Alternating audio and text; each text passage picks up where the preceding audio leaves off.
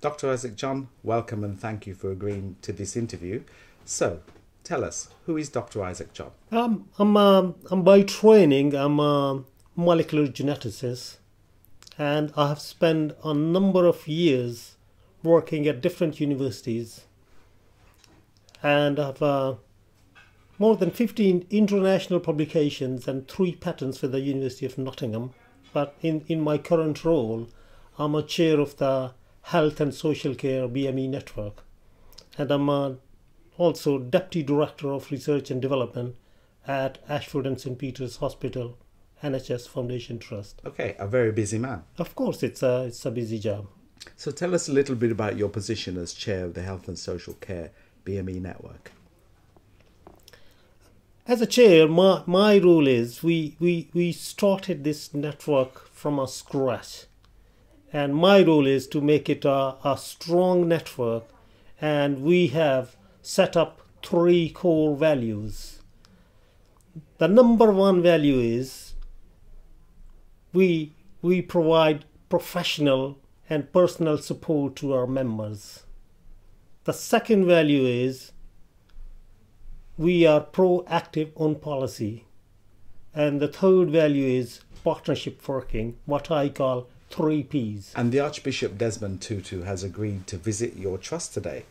So what does that mean for you and for the network? The Archbishop Desmond Tutu is an icon of equality and human rights. And we are very privileged and honored that we are working in partnership with the Tutu Foundation UK and their legacy trust in the South Africa. So it's a big achievement that the Archbishop is coming to the NHS Trust, and he will be giving the values which the network is also promoting: fairness, equality, and diversity. And we cannot find anybody else better than that who can join with us and promote those values. And have you yourself been to South Africa? Yes, I was in South Africa in July. I visited the Legacy Trust, and we attended a conference there. And I have the opportunity to meet the Archbishop's daughter, Reverend Ubuntu Tutu. And I believe she's on this visit. Yes, she is also visiting the UK during this week, and she will be speaking in my trust at Ashford and St Peter's Hospital NHS Trust, and then from there she is going to Sussex Partnership Foundation Trust, to Regent's College, and she will be the keynote speaker at our Ealing Hospital, which is the first celebration of the network in the Black History Month. Okay, that's a lot of activity. So tell me personally, what does the Archbishop's central principle of Ubuntu mean to you, and why is it that you've chosen him as an icon rather than someone else? I guess this Ubuntu means that we are interconnected and interdependent, and the Archbishop's message of reaching out to the communities and young people and reconciliation is very much important for any organization. So what it means that the network will be holding the same ethical and moral values, and will be trying to reach out to everybody, whether they are our friends, whether they have some differences with us, but we will be using the same spirit and the same values, reaching out to everyone.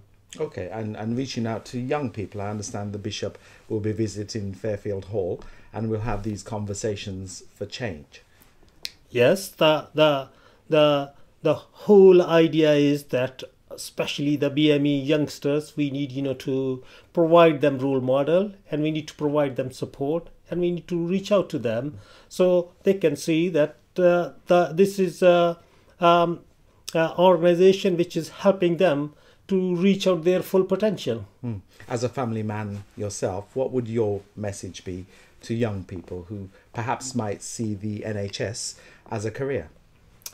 In my view and my personal experience, NHS is a very good organization, but in such a big organization, you always find some people who don't uphold those values, but that should not put off our youngsters. And I would encourage them that since I joined the NHS, especially what I see in my trust, it has hugely changed. And it is on the right path. And I would encourage our youngsters to consider NHS definitely as a career pathway. And you are also the chair of your local network in Ashford and St Peter's NHS Hospital Trust. What are the challenges that black and minority ethnic individuals are facing there? And what is your network doing to help with those challenges? We have the same challenges like any other NHS trust, but when I joined the trust in 2002, this NHS trust was what Trevor Phillips said, NHS organizations are snow-capped. All the people at the top were white, and all the BME were in the middle or at the bottom. But I'm very proud to say this trust is not the same. It has hugely changed. Now we have BME staff at every layer of the organization.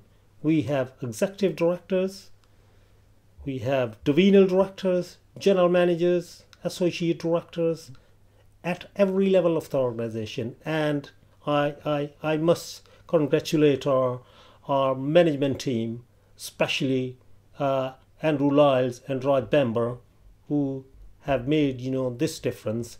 And I also say that Aileen McLeish, our chair, has played a very important and key role in this change process. And their leadership is important? Of course, the leadership is very important for bringing change in any organization, and they have played their part.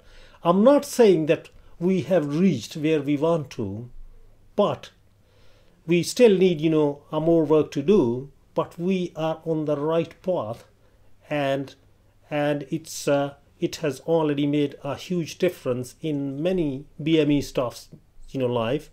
And we have another very important program called Road to Success, which is targeted at band 5 and 6 staff in our trust. And we have just finished first cohort, and now we have started the second cohort, and we committed to these cohort members that we would like to see at least 50% promoted to the next band in 12 to 18 months after starting their course. And I'm very glad to say that the first cohort is pretty much there on target. Dr. John, thank you very much.